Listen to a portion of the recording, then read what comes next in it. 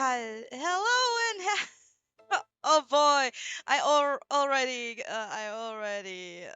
missed the point of doing an English let's play.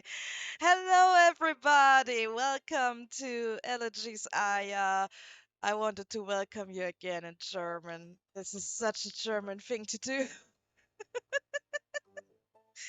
Oh boy. We are back to leave the hospital, and maybe Aya can leave too. Outside, Aunt Claire honks the horn of a beaten-up old Volvo.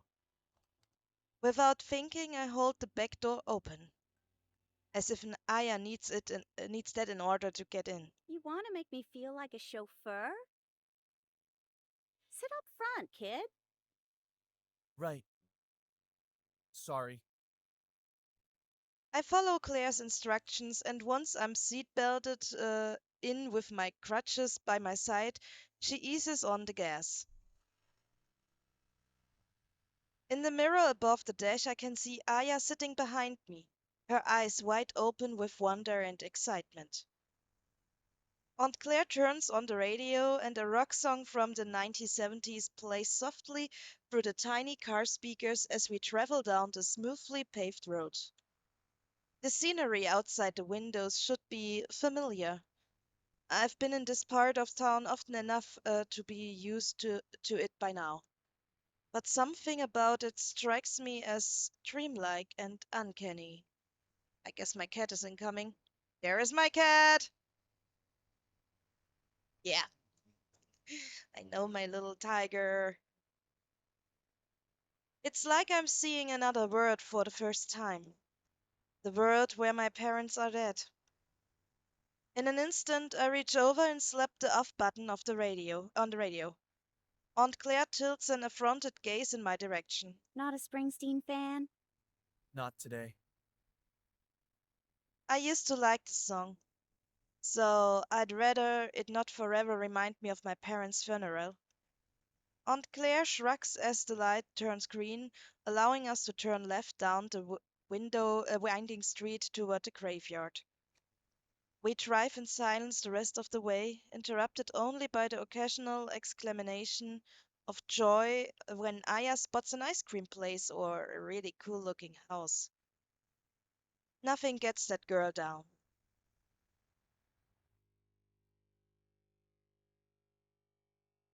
Again, a really nice picture. It's really atmospheric. I like it. Aunt Claire and I decided we didn't want a big ceremony for the funeral. My parents were never very social people and we don't really have other families, so we knew there wouldn't be very many guests to appreciate it anyway. So it's nothing more than a small and simple gathering in front of an entirely symbolic gravestone. There aren't any bodies left to bury. Michael and Julie Gilbert, beloved parents of Zachary. Nothing in life is to be feared, it is only to be understood. Those names, the dates beneath them, and the quote my mom had hanging in a cross stitch on her office wall. It's all that's left of my parents. A few of mom and dad's colleagues offer me perfunctory condolence, and Claire gives me an awkward introduction to a group of her old friends. There's no one I really know all that well aside from her and Aya. Well, thanks for coming, everyone. Guess I'll start us off with a few words. Aunt Claire takes up a position by the empty grave, and the rest of us shuffle into a semicircle to listen. For those of you who don't know me, my name is Claire. I'm Michael's sister and Zachary's aunt. Ever since we were kids, I knew my big brother was going to be a brilliant scientist. And as an adult, he impressed and inspired me every day with his dedication to his research. So now we knew a little bit more about Zachary's dad. I know some of you here worked with him, so I hope you'll be able to carry on where he left off. And to make sure his contribution to science means something. Not that I ever understood what the hell he was working on all the time, but hey, he didn't understand my art much either. This remark earns a few soft chuckles from Claire's small audience. And I know Julie also had the same intelligence and determination. That's why they were perfect for each other. I never saw my brother as happy as he was when he was collaborating on a big project with his wife. The two of them also deserve credit for raising a great kid. My nephew, Zach, who's still keeping his chin up, even after everything he's gone through. Aunt Claire gestures towards me, and I blush as a few of the other adults turn their heads to look. I know I could never be as great a mom as Julie, but I'm going to do my best to take care of him. From now on, anyway. She looks down towards the grave, and her voice cracks as she speaks the next few words. I hope I'll make you proud, Mike. A tear slides out of my aunt's eye. She hastily wipes it away, but her shoulders are shaking, and I can tell she's having difficulty holding back from crying more. Silence hangs over the graveyard with everyone in our small gathering apparently unsure of what to do next. I wish I could do this. I could do something to comfort Aunt Claire or to honor my parents' memory, but I can feel my throat closing up at the prospect of trying to talk about all this in front of this group of strangers.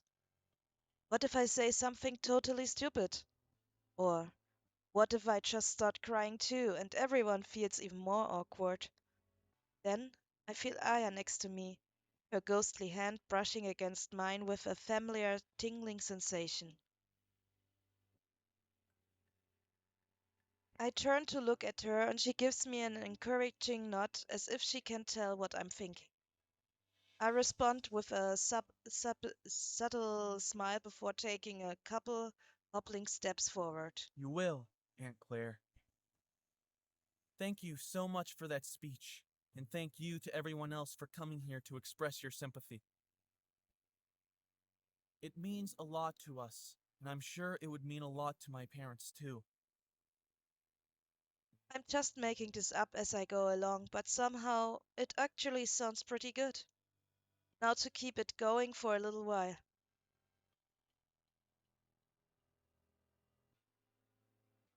You know, my mom was always getting paranoid about my computer overheating when I played video games. She used to storm in during the middle of a boss fight and tell me to take a break for a while or you'll burn the house down. Scratches under my armpits, I raise my hands in a gesture of innocence. Well, this time, Mom, I swear it wasn't me. A shock descends on the expressions of the strangers in front of me, and for a moment I'm worried that the joke was a way too dark. But then one of them breaks out into laughter and a few others follow. Soon they are even contributing light-hearted stories of their own. Julie was always like that. No one was much of a stickler for lab protocols as her. Remember that time we had to take apart the equipment to clean it? She must have double checked that it was all shut off about 50 times. As more conversations spring up, Aunt Claire smiles and squeezes my hand. Thanks, kid. I look out at a group of people discussing their memories of my parents and see Aya floating among them, smiling sympathetic- sympathetically my direction. I'm so glad she's here to help me face whatever comes next in my life. As optimistic as the atmosphere here is making me feel about the future, I still suspect that the problems that started with the fire are far from over. Yeah, I guess so too.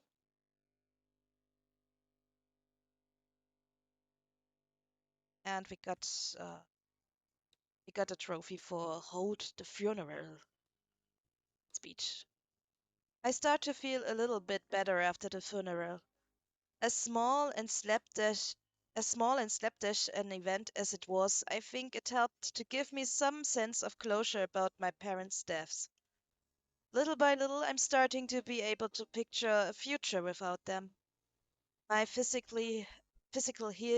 health is improving a lot too, with most of the burns and scars gradually fading. I've been growing more and more accustomed to using crutches and getting into better shape as those newfound skills allow me to get a bit of exercise.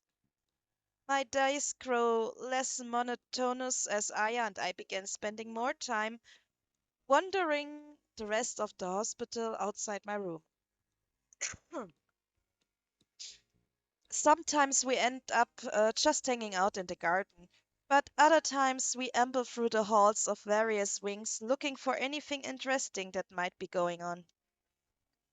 Aya shows me around some of her favorite places, like the room in the maternity ward where tiny newborns rest in rows of color coded cribs, and the gift shop where visitors look for the perfect trinket to express their feelings for their sick and injured loved ones.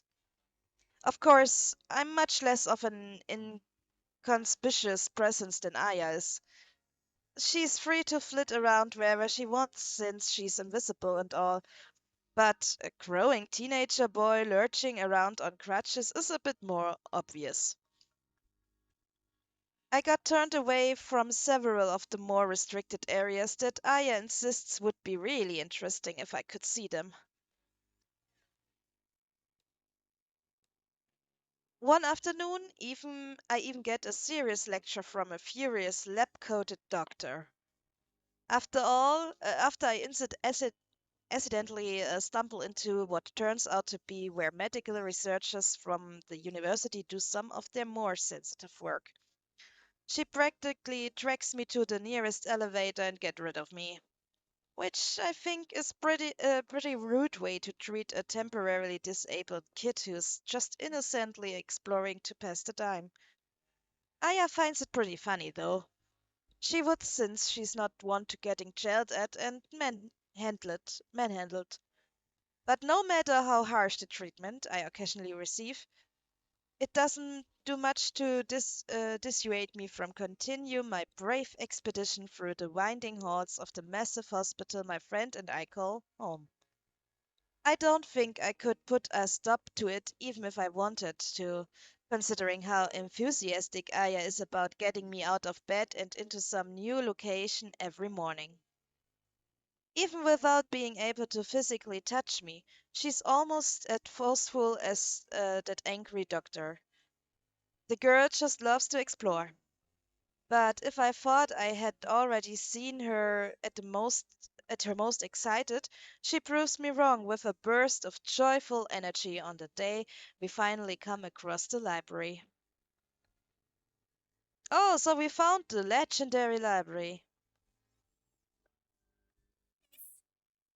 Is it? A room full of dusty old books? Zach? Aya puts a halt to her erratic flight pattern in order to berate me more effectively. This isn't just any old room of books. This is the mysterious library. The one so full of such supernaturally fascinating books that past explorers get so engrossed in absorbing their irresistible tales. That they died of starvation, with ancient tombs still grasped in their skeletal hands. I thought you made all that up. Aya huffs. Okay, I might have made that part up. But it's true that I've been trying to find this library for a long time. Older patients used to talk about it. But it seems like over the course of several renovations to the hospital, it got kind of forgotten in this little quarter. I can never find it marked on any maps or anything.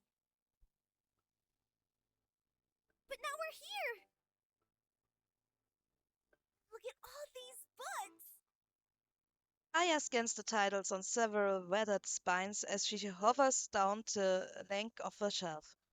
Phantom of the Opera, The Haunting of Hill House, The Canterville Ghost. Ooh, Phantom of the Opera is a classic one. Decide what I want to read first. I decide not to comment on the fact that she's just listed 3 books all about ghosts in case she just happened to do it by accident. Maybe I'll try. Oh, Aya reaches for a book only for the posture of her ghostly shoulders to visibly deflate as her fingers go right through it. right. I got so excited, I almost forgot I can't actually hold a book anymore. Hey, that's no problem. I limp toward the shelf, feeling some sense of obligation to cheer her up the way she always does for me. We can read together. I can hold the book and you can look over my shoulder and let me know when you're ready to turn the page. Or maybe I could even read it out loud to you. My dad used to do that all the time when I was a kid. Oh, my parents did too.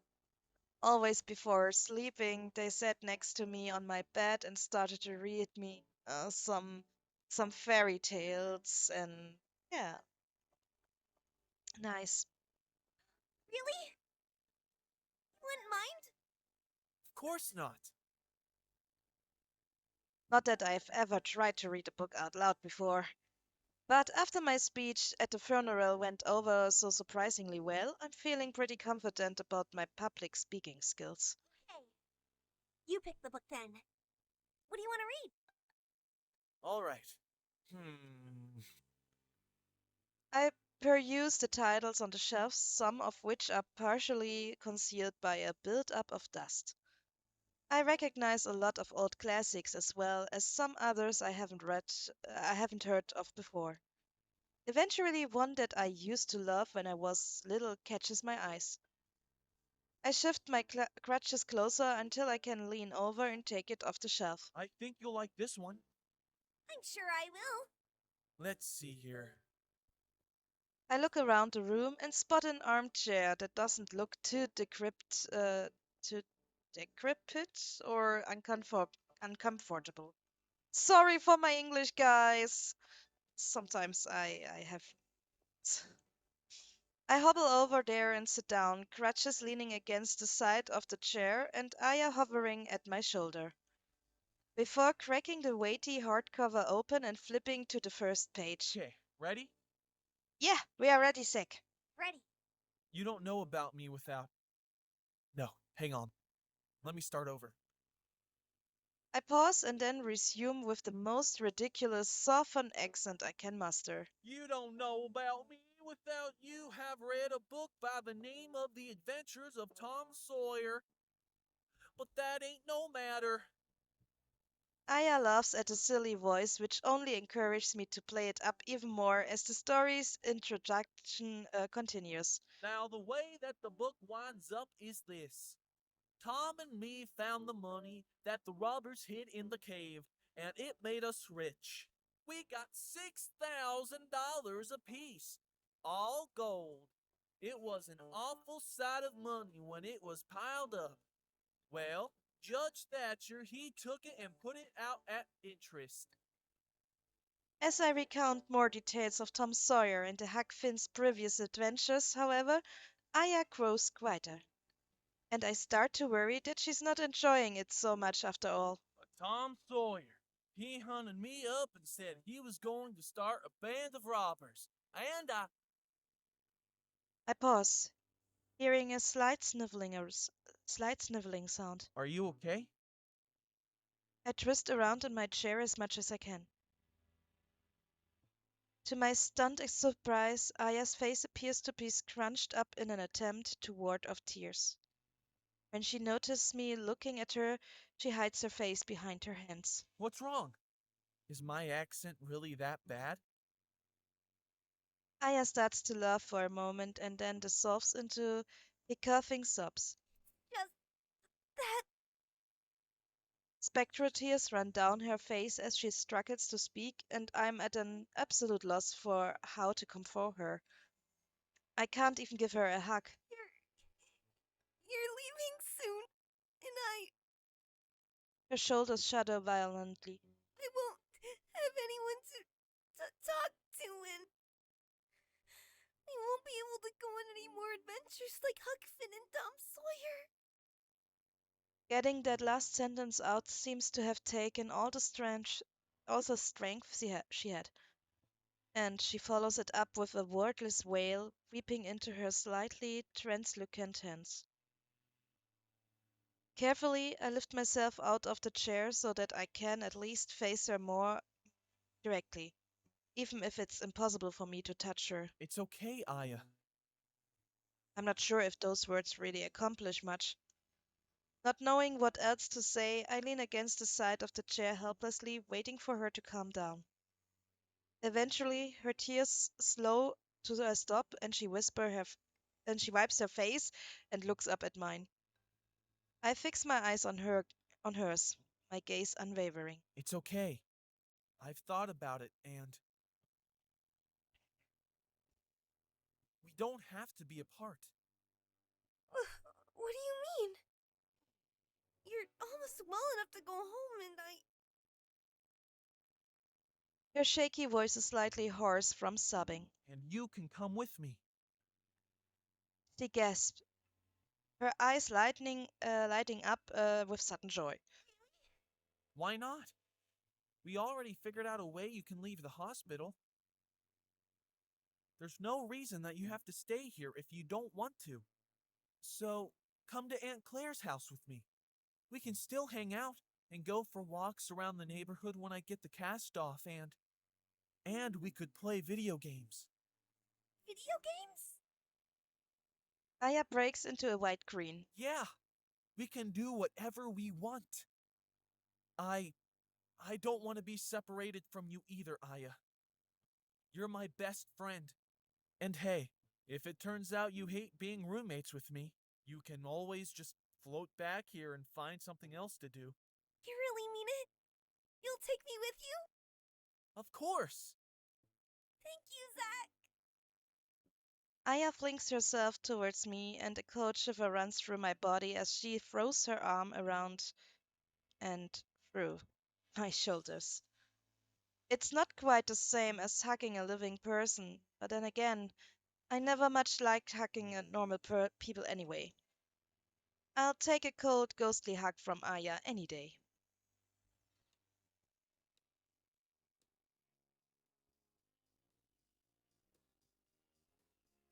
A few days later, Aunt Claire arrives to check me out of the hospital and take me to my new home.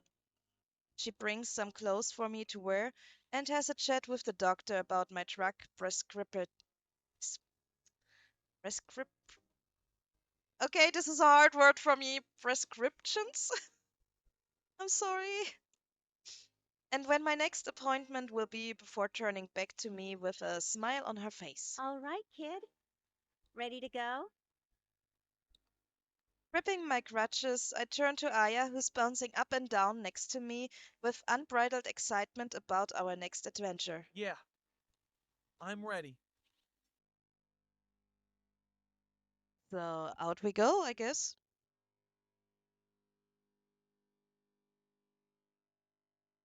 No, no, no, no, no! You have to turn right here! What do you mean? There was one of those bomb guys that way. Yeah, but you have to get past him to get to the secret room! But I was going to the kitchen to find the. But if you get the item in the secret room first. Mind keeping it down in there, kid? I've got work to do. Sorry, Aunt Claire. I gestured toward the headset that's plugged into the game console in the living room. I'm just playing a game with my online friends. We got a little too excited. Well, if you could keep your excitement to a minimum, I'd appreciate it. Online Friends is a convenient cover for talking out loud to Aya. I spend so much time with this headset on that Aunt Claire must think I have the world's most active virtual social life. But the truth is, I've barely talked to anyone else in a long time. I haven't felt much like trying to get back in touch with any of my friends from before the fire. My memories of them feel like they belong to a different person from a totally different life. And since I had missed so much school already, Aunt Claire and I agreed that I'd just take the rest of this year off and start the 11th grade again in the fall. So I've been spending most of my days just hanging around the house, putting up with constant commentary from the world's worst backseat gamer. I hate backseat gamer. I all times hate it in my streams. No, don't hit the button until he's closer to you. You're doing it too soon. But if he gets too close, then Remembering what Aunt Claire just said, I stopped, paused the game, and put the controller down on the coffee table. maybe we should do something quieter for now. Aw, but I wanted to see the next boss. We can do that later, when Aunt Claire isn't busy. For now, want to listen to one of your audiobooks? Oh, okay. I pushed myself up from the arm of the couch and grabbed my crutches to help me up the stairs. Getting up and down stairs still isn't my strong suit, but every day it gets a little easier. And at least I finally be getting this cast off pretty soon. I still have to wear one of those padded booth things for a while, but I'll be able to put a little bit of weight on my bad leg instead of just hopping around on the constantly exhausted good one. Aya waits patiently for me instead of zipping up the stairs ahead of me. That's something we had a bit of a talk about after our first few days here, and the two of us gradually make our way to my new bedroom.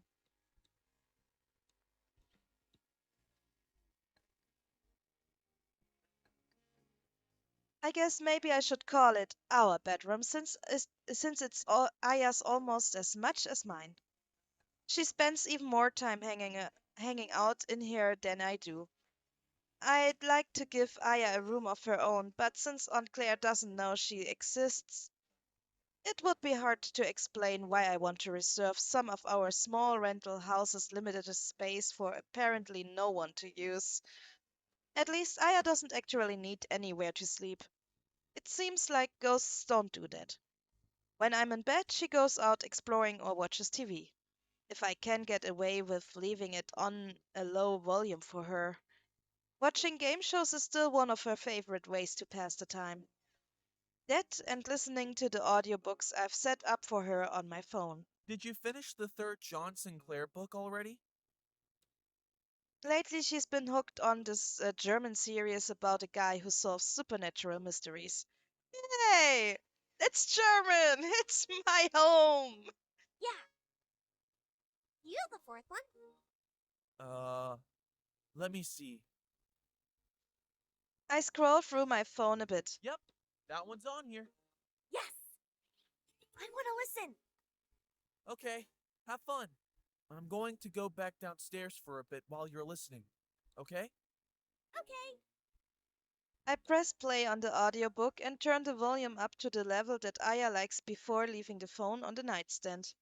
Then I pick up my laptop from the desk and pack it in a messenger bag so I can sling it over my shoulder and transport it while walking with with crutches.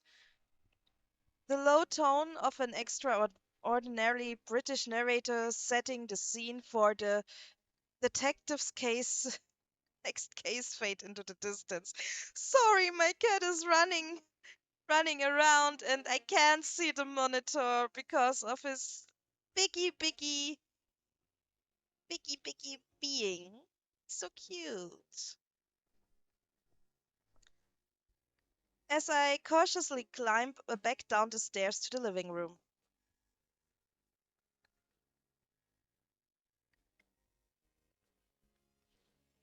Is there a PS5? I guess they have a PS5. I want one too. A slight tenseness in my muscles relaxes once my crutches hit the solid ground of the main floor again.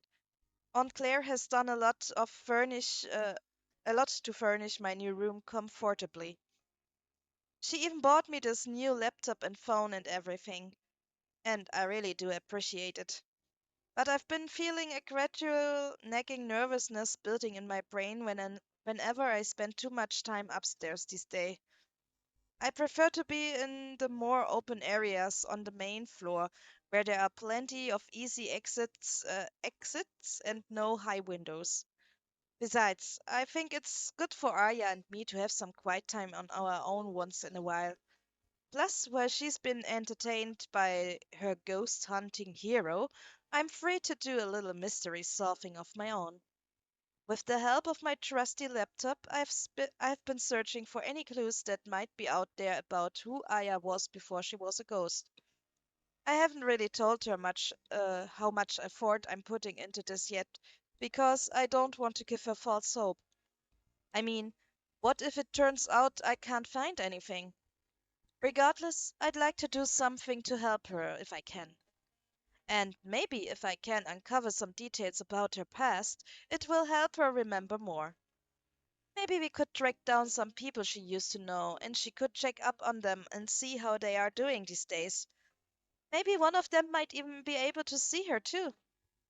Aya isn't totally sure how long it has been since she was alive, which makes things a bit difficult. But I've noticed from our conversations that there are a lot of popular movies and games she doesn't seem to have ever heard of. Even stuff that absolutely everyone was talking about back when I was going to school. So I figure maybe she missed all that because she was already a ghost in the hospital, which would mean she must have died at least a couple years ago. She doesn't know exactly how old she is either, but she looks around my age. I'd guess maybe 14 at the youngest, and definitely not older than me. With those meager clues, I've been crawling through the digital archives of local newspapers, starting a couple years back and looking for obit- obituaries of girls. Obituaries? This is a hard word again. Obituaries of girls about 14 till 16, as well as keeping an eye out for references to the hospital where we met. It's slow going, but it can be kind of interesting too. A lot of the time I end up getting distracted just reading through articles that catch my eye. Once I came across a picture of me with a few of my middle school classmates celebrating our big win at the county soccer tournament. I wonder if my leg will ever be healed enough to do anything like that again. Another time, I happened to recognize the name Sloane Tyrrell in an article about a guilty verdict in a murder trial. She was credited with solving the case and bringing the murderer to justice. I guess at least that confirms that she's a real detective and wasn't trying to con me or anything.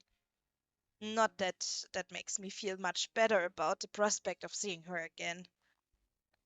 Today, I click back to the bookmark for where I left off last time and continue skimming through the stories of years past. And what kind of stories this will be, I tell you, this we will save this for the next time.